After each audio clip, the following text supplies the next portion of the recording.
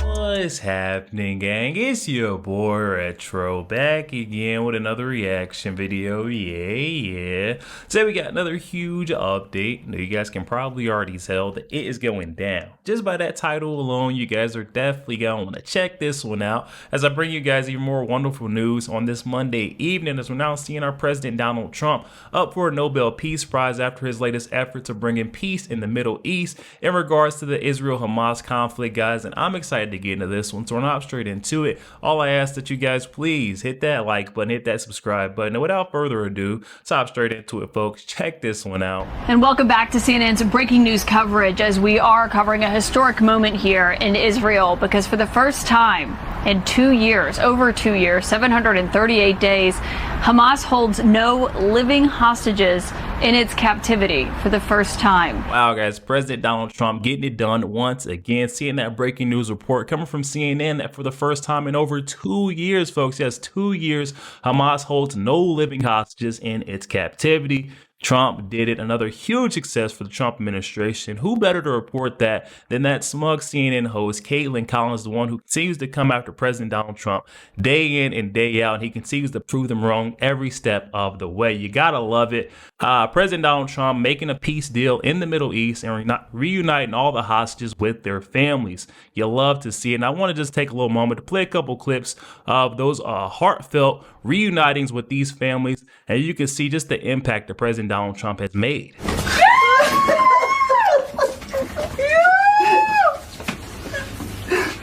ברוך אתה אדוני אלוהינו מלך העולם שהחיינו וקיימנו והגיענו לזמן הזה.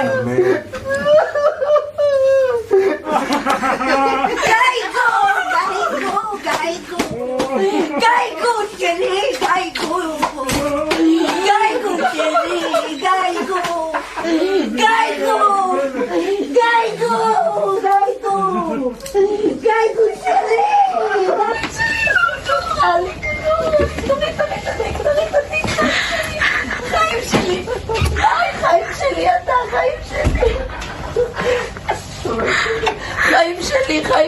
חיים שלי, אתה אלוף גיבור, כפרה לך אני. And that right there is enough to bring the toughest men and women of the world to tears, seeing these hostages being freed and reunited with their families that thought that they would never see them again. It's truly remarkable to see what President Trump is getting done. But you guys know I may upset you with this one a little bit, but I have to report both sides of the news. We also got former Biden officials coming out and attempting to take credit for what President Donald Trump has got done. This is former Secretary of State Anthony Blinken on the Gaza peace deal, and I'm going to blow it up so that we can read along. All right, folks, so blew this up a little larger for you guys to read along, but I'm only going to read a couple lines because that's all it takes for you to get the gist and the message, exactly what Anthony Blinken here was trying to accomplish. He says that it starts with a clear and comprehensive post-conflict plan for Gaza. It's good that President Trump adopted and built on the plan the Biden administration developed after months of discussion with Arab partners, Israel, and the Palestinian Authority. Okay, so he's saying that President Trump adopted and built on the plan from the Biden administration, but we've seen that Biden said this is impossible. This is something that could not be done. He did not get it done, but now that President Trump's got it done, it's only an add-on, an extension of the plan by the Biden administration. Give me a break. These folks are pathetic. We already know President Trump did not waste any time responding to these remarks by Anthony Blinken. Guys, I want you guys to check this one out. And they were in places that you don't want to know about. Deep. Some of the top Biden administration folks who were there, like Anthony Blinken, seem to want some credit for the peace deal. Blinken says it's good that President Trump adopted and built on the plan that the Biden administration developed. What do you think about that? Everybody knows that's a joke. Look, they did such a bad job. This should have never happened. This wouldn't have even happened. That was weak leadership, terrible. And the same thing with Russia, Ukraine. If just a decent president, not a great president like me, not a great president. If a decent president was in, you wouldn't have had the Russia-Ukraine. And this is, I would say, even more so. This was bad policy by Biden and by Obama. Remember when Bibi came and he begged that you not do what they were doing with Iran? You remember that, right? Begged him. and they wouldn't even listen to him. Everything they did was the opposite what you should have done. And it's nice that they try and take a little credit. That was years ago, and the mistakes were made years ago, and it was both by Biden and Obama. And so what did you do so differently? Because I know a lot of it was behind the scenes. So what did you do so much differently than Joe Biden and to end the war? I resonated with the Arab leaders, the Muslim leaders, and the Jewish leaders. For whatever reason, you tell me why.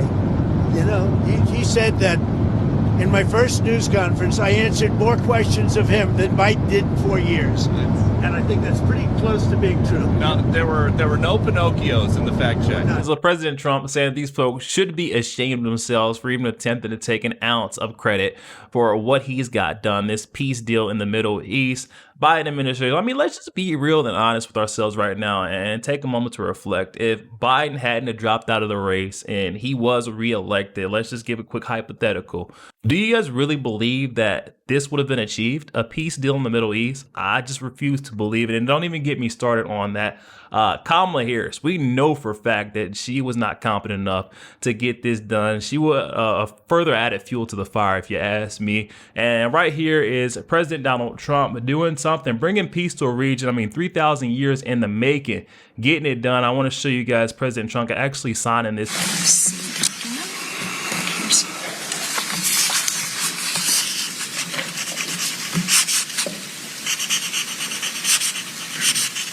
This took 3,000 years to get to this point. Can you believe it?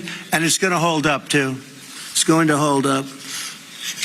And if you think about it, it is truly remarkable. We're seeing President Donald Trump getting done this second time around, his second term in office. Now with this new peace deal within the Middle East, bringing peace to the region. And following that signing, President Trump did a speech and he marked this as the historic dawn of a new Middle East. I want you guys to check this out. And also gave a lot of credit to Secretary Marco Rubio, which, you know, you have to tip your hat to that man, too, for making this all possible.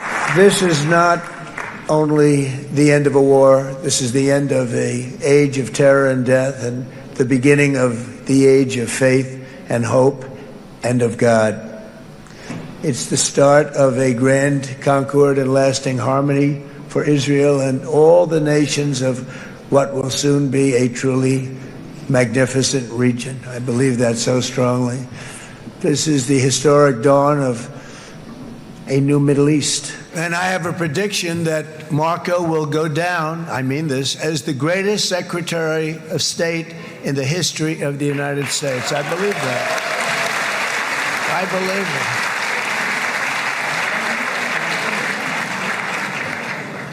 it. And he and I, you know, we really fought it out. You remember, he was tough. He was nasty. Who the hell thought this was going to happen, Marco, right? And now I'm saying he's going to go down as the greatest. He will. He was always smart and sharp, and people respect him. President Trump giving credit where credit is due, saying that Secretary of State Marco Rubio will go down as the best one in history for his great works and the way that they've been able to overcome challenges to get to the current position that they're in. I'm very excited to see President Donald Trump, you know, tipping his hat to Secretary of State Marco Rubio and, you know, just speaking on their great accomplishments. We also had CNN speaking on Trump's personality and how rough he is around the edges, and that's exactly how he got this deal done. The American people, though, also don't want to see pastors being pepper sprayed in their faces while they're standing outside praying. That is a very bad image for someone who declares himself a peacemaker. Okay, but we're talking right now, again, on getting these hostages out of Gaza, which was something that I look back and I just think you have a genocidal group, which is Hamas, who is exploiting the situation and maximizing suffering in Gaza. How do you even negotiate with them? It took President Trump and his unconventional approach to getting the Arab states really to pressure Hamas. And until that happened, we couldn't get here. So his relationship with Qatar, his relationship with the Egyptians, and his close relationship with Bibi. It is It is incredible. It's monumental. We should stop as a country and take the moment to recognize that President Trump actually achieved what nobody else could do. And that's what this comes down to. It all boils down to Trump's personality and who he is. I mean, he is a charismatic leader. He is a great and a strong leader at that. Someone who is going to fight for what is right and get things done no matter what. So it does not surprise me that President Donald Trump was able to get through to the Arab states and actually work towards making peace or bringing peace in the Middle East. Meanwhile, we still got left-wing media outlets like MSDNC scrambling trying to figure out how President Donald Trump got it done, how he made it happen. They're all baffled and confused. I wonder on Donald Trump, what makes him so different? I've been trying to figure this out myself, and I wonder if it's just this, if it's the uneasiness of knowing that he might just walk away, and with it, the alliance that you might have believed was strong or immovable, that Donald Trump has that quality of unpredictability that makes his pressure in this region different? Is that it, or is it something else? And there's MSDNC, actually pretty laughable to see them scrambling around trying to figure out how he got this one done, how he pulled it off again. They want to know what makes President Donald Trump so different from all the other leaders that came before him that attempted this, attempted what many on the left were calling the impossible, but President Trump overcoming and proving that it was possible all along. And I'll tell you what it is. I mean, this guy is, on the basic level, he's a great leader. You just got to think of it like that. He is a great leader. He resonates well with all backgrounds, walks of life. He can, call it how it is and not be afraid to be a straight shooter. And I think a lot of folks can respect him for that. And that's something that we did not get in the Biden administration, and we definitely weren't going to get it with Kamala Harris, that failed candidate that she is, or she was, I should say. And here's Special Envoy Steve Witkoff. What does this moment mean to you?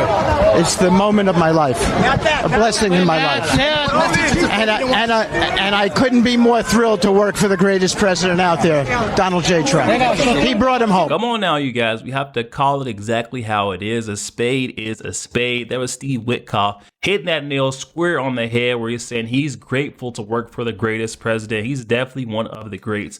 President Donald J. Trump getting it done once again. I have to show you guys this speech from President Donald Trump. It is truly a goosebumps moment. This is from our friend Overton. It was absolutely electric what President Donald Trump just accomplished. So now we're going to forge a future that is worthy of our heritage. We're going to build a legacy that all the people of this region can be proud of. New bonds of friendship, cooperation, and commerce will join Tel Aviv to Dubai, Haifa to Beirut, Jerusalem to Damascus, and from Israel to Egypt, from Saudi Arabia to Qatar, from India to Pakistan, from Indonesia to Iraq, from Syria to Bahrain, Turkey to Jordan, the United Arab Emirates to Oman, and Armenia to Azerbaijan, another war that I just settled. We are going to have hope, harmony, opportunity, and happiness here in the spiritual and geographic center of the entire world. That's what you are. Israel, America, and all of the nations of the Middle East will soon be safer, stronger, greater, and more prosperous than ever before.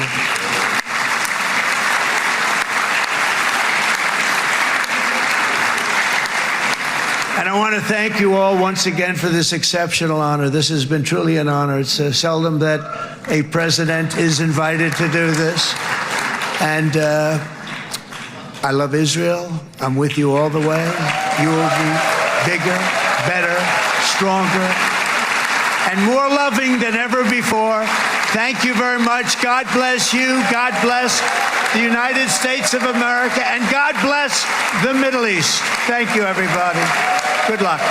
Thank you very much. Thank you. President Trump once again lighting the room on fire with an absolutely electric speech on what's to come and the future for peace in the Middle East. You just definitely love to see it. But it was not all, sunshine and rainbows during this speech. We actually had a heckler that was escorted out during President Trump and this same exact speech. And then just the response by the room, I believe, speaks volume. Just look at how they react when this heckler is escorted out. We see chants of Trump, Trump, Trump erupting. I mean, folks just love this man. חבר הכנסת כסיף, להוציא את חבר הכנסת כסיף מהאולם. להוציא אותו מיד.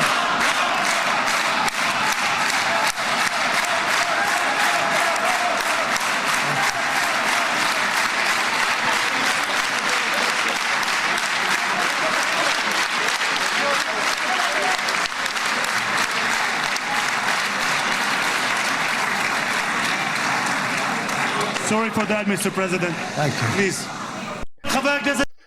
Sorry for that, Mr. President. Please continue on. And it's because the people of this room, the people of Parliament, they love to see what President Donald Trump has just accomplished. This is 3,000 years in the making. Everyone else said this was impossible. President Donald Trump got it done. Of course, they don't want to hear a heckler coming after this man that they believe to be so great. And this scoop right here, I think did it for me. This is Maria Corina Machado, who just dedicated her Nobel Peace Prize, the winner of 2025, to President Donald Trump for his great efforts, his great work of bringing peace around the world. And they decided to dedicate it to President Trump because he deserves it. Because not only has he been involved in only a few months in solving 8 wars, but his actions have been decisive to have Venezuela now at a threshold of freedom after 26 years of tyranny that have destroyed the lives of millions of Venezuela, destabilized the region, and undermined the institutions in the United States, because having Venezuela as a safe haven of the enemies of the United States and using our territory and our resources to hurt the American people and American institutions is certainly a threat to the national security of the United States and the security of the hemisphere. But President Trump has been very clear, courageous in terms of dismantling this criminal structure. And on behalf of the Venezuelan people, I reaffirmed our gratitude and our commitment to this cause for the whole America. So I insist he deserves it. And that right there is truly incredible to see. You know, when you have the Nobel Peace Prize winner coming out willing to dedicate their winnings to President Donald Trump, it says a lot, and it speaks of volumes for what President Donald Trump, his work that he's been able to accomplish and the effort that he's put forth. It means that he's taken a couple steps in the right direction, regardless of what these loonies on the left try to tell you. And I'm going to leave it here on a good note with this one. This one warmed my heart to see. And this caller is, again, speaking for the magnitude of what President Donald Trump just accomplished. I mean, it says a lot when you've got a New York Democratic C-SPAN caller is moved to tears over President Trump's peacemaking between Israel and Hamas. Just give this one a look. Democrat, good morning. What'd you think of the speech? Yes, hi. That was I'm going to get choked up. A momentous speech. And I'm a conservative Democrat living here in New York, where this example of bringing peace to everyone should be thought of in New York City, where out of ignorance, the people are about to elect a guy who's pro-terrorist, pro-Hamas, who's friends with his people in Uganda, a country that lawfully executes people for being gay. And this should be a wake-up call to everyone, that people can live together. I go back, I worked as a young man for Humphrey and for McGovern, and became more conservative as I've gotten older. But this was like the best. You know, he does it in his own style. We actually live pretty close to where he grew up. And, you know, New Yorkers like Bernie Sanders are sort of different. They're funny. They're abrasive sometimes. But there should be a lesson to all of us that we can all live together. I think the future, if the Gazans really accept the goodness and the money that's going to come from the Arab community and from the world community, it can be a different world. And I'm sorry for being so emotional, but it's a great moment. in history for everyone. And we have to reject hate. We have to reject Antifa. We have to reject Mandami. And we have to come together as human beings. I'm an old guy. Life is short. And we should live it with love. All right, thank you. That's Philip in New York. Yo, there we have it, guys. Oh my goodness. Once again, our wonderful president, Donald J. Trump, getting it done, proving all the naysayers and non-believers wrong. Once again, with this latest peace agreement, attempting to bring peace within the Middle East. And I'm excited to see where this one goes. I mean, this says a lot. This is a mark for history, honestly, with President Donald Trump bringing this great peace deal and agreement to the table, something that those on the left, Joe Biden, said was not possible. He gets it done once again. And this is President Donald Trump. He sets the bar for those that come after him. I mean, the great work that he's got done in this second term, you gotta just think that he's less than a year in, and just think about all the things that President Donald Trump has been able to accomplish. This is going to be a historic presidency, and it already has been. So I'm just very excited to see what the future holds for him. But you guys gotta hop in that comment section. Comments are open. I want to ask you guys the question of, do you believe that President Donald Trump deserves the Nobel Peace Prize for 2026? I know he can't win it this year, but for next year, do you think President Donald Trump should be up for that prize? Hop in the comment section. Comments are open, and I'm excited to hear what you guys are thinking on that one. Also, make sure you guys please hit that like button, hit that subscribe button. If you'd enjoy more content like this, catch you guys on the next week.